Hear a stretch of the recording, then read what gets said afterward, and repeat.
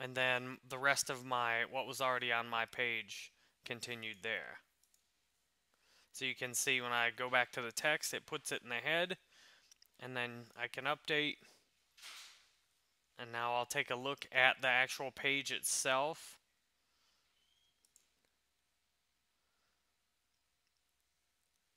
And you can see I have a very simple thanks page. Thanks for joining my email list. But what you can't see is the Facebook conversion tracking code is in there. And now I can see the pixels active on the conversion tracking.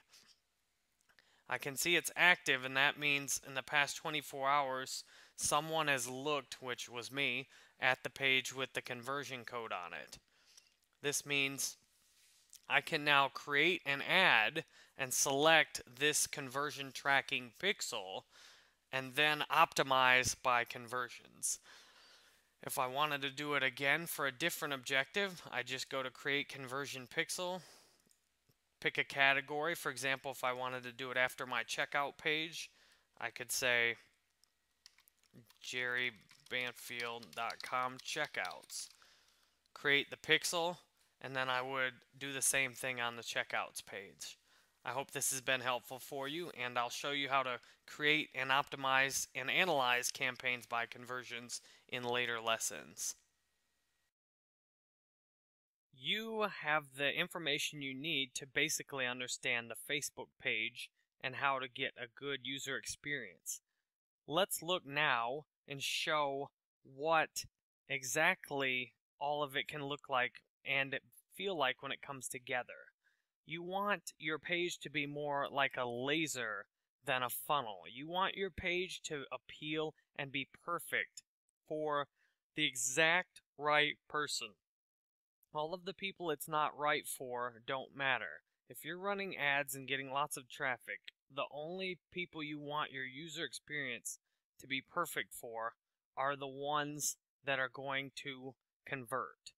This means you need to know what the people that are going to convert care about.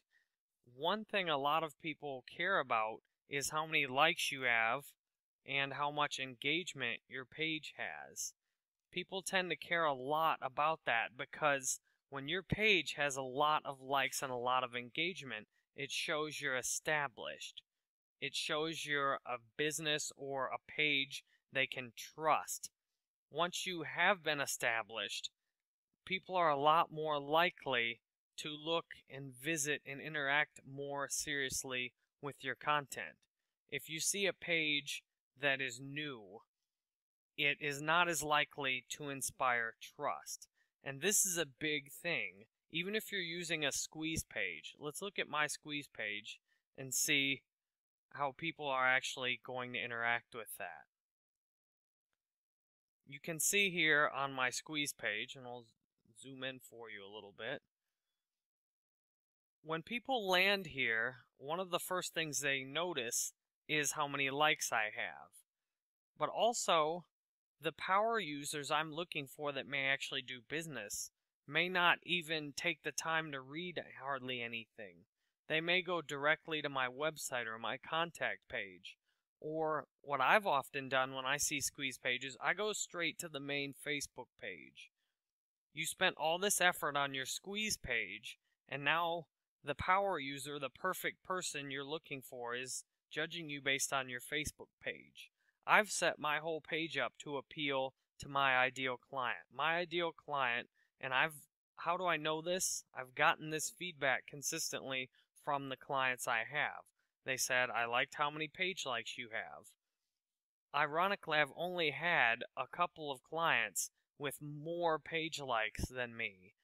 It seems that something like page likes kind of sets the barometer for what you can potentially deliver for them. If you're doing online advertising or digital marketing, you will want to build your page likes and also your page engagement. I got so much feedback after I boosted my likes up that my page engagement wasn't good. I've taken the time now. I always build ad campaigns for the posts I make, and you can see Even though my posts don't always look exciting, they do always have hundreds of people engaging on them.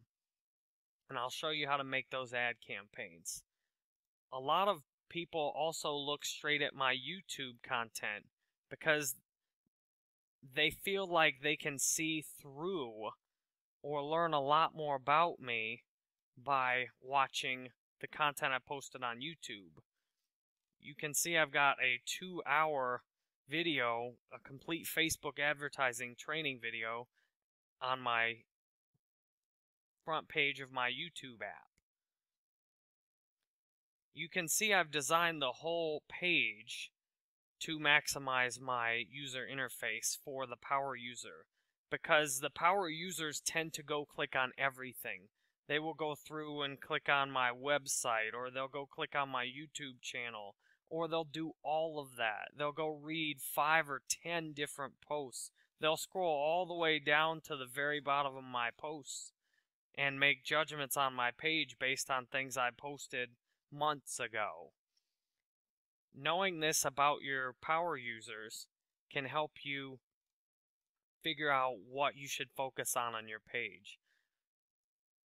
This means if you have 1 or 2 good squeeze pages, you maybe don't need to spend forever optimizing your squeeze page if you're just using it on a Facebook page. You might want to take the time to make sure your page itself looks good. And speaking of which, I could probably use an updated cover photo. The thing is, you want to have the ideal user experience everywhere the power user is likely to look on your page. If you want to get an idea of what a power user will do, ask one of your friends or family who's invested in what you're doing to take a look at your page and ask them for their honest impressions about it.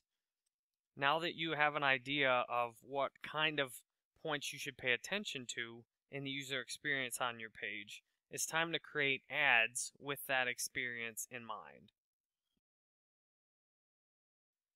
If you're ready to get to know the Ads Manager, I'm going to show you where it is. To get started, you go to the Facebook.com main page, and you go over on the left side to the Ads Manager link. You click the Ads Manager link, and it takes you to your ads. All of these are your campaigns in the Ads Manager. You can see how much you're spending each day. You can see I'm taking it easy for the moment on my daily ad spend in this Facebook ad account, at least. You can see a few hundred campaigns made. You see the option to create an ad right here. You can see the account. If I click down on here, I have lots of different accounts I can look at. You can see the reports. If you click reports, this is a key tab because you can deeply analyze the results you're getting. And I'm going to go into more detail later about how to pick the right reports to run to maximize your return on investment. Your settings tab shows you key details you've given Facebook.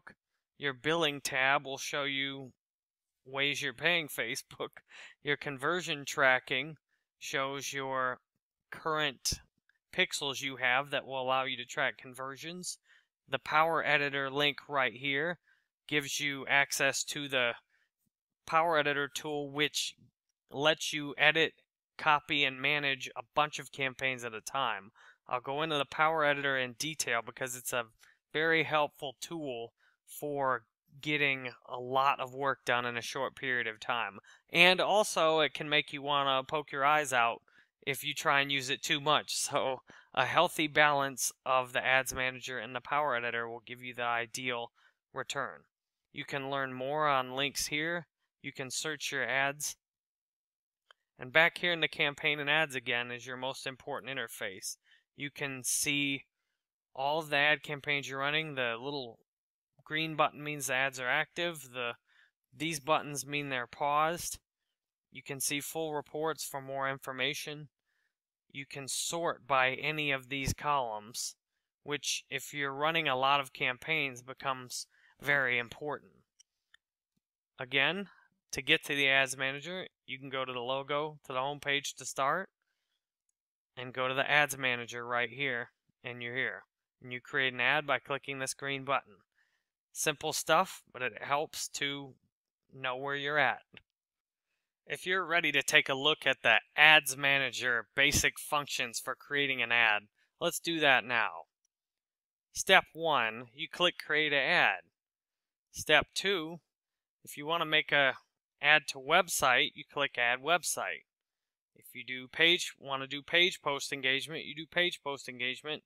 You pick a page, and then you type the post you want to promote.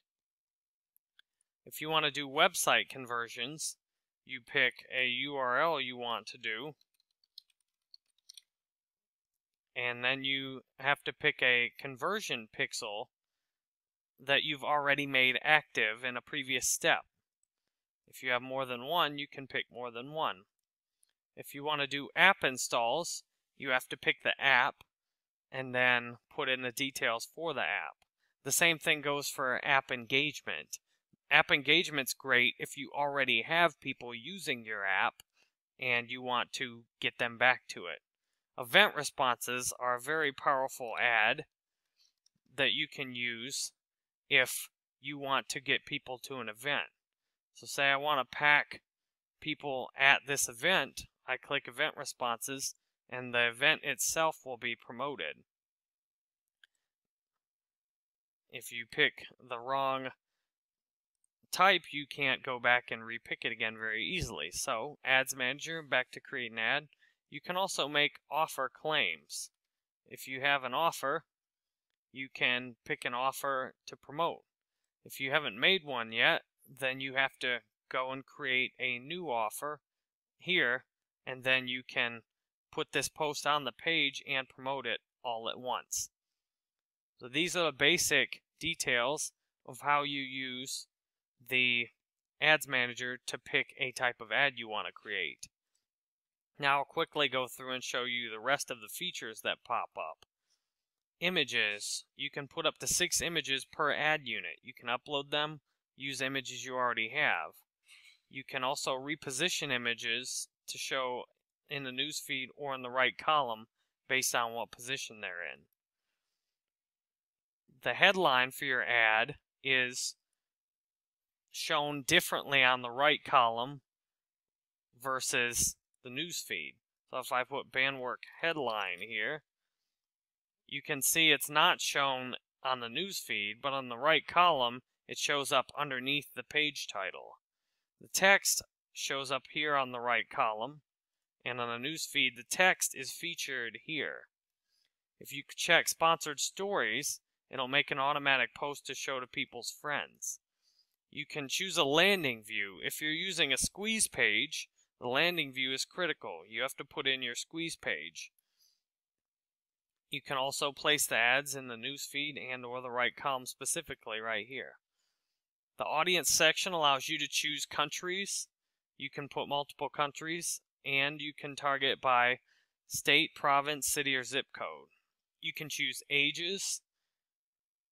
You can choose genders, and you can choose languages. I generally put English on my languages consistently regardless of where I'm targeting. You can also choose other demographics such as relationship status, education level, school year, workplaces, or more. You can then use the more specific interests such as business and industry, or much more specific interests such as, well, I guess you can't type your own page name in. You can type in very specific pages in. Say, I'll do George Takai. You can type his page in, and then you can target people both interested in business and George Takai. If I just take George Takai off, there's 5 million people in the US. Connections, you can target people not connected to your page already, or you can target people that are connected and aren't connected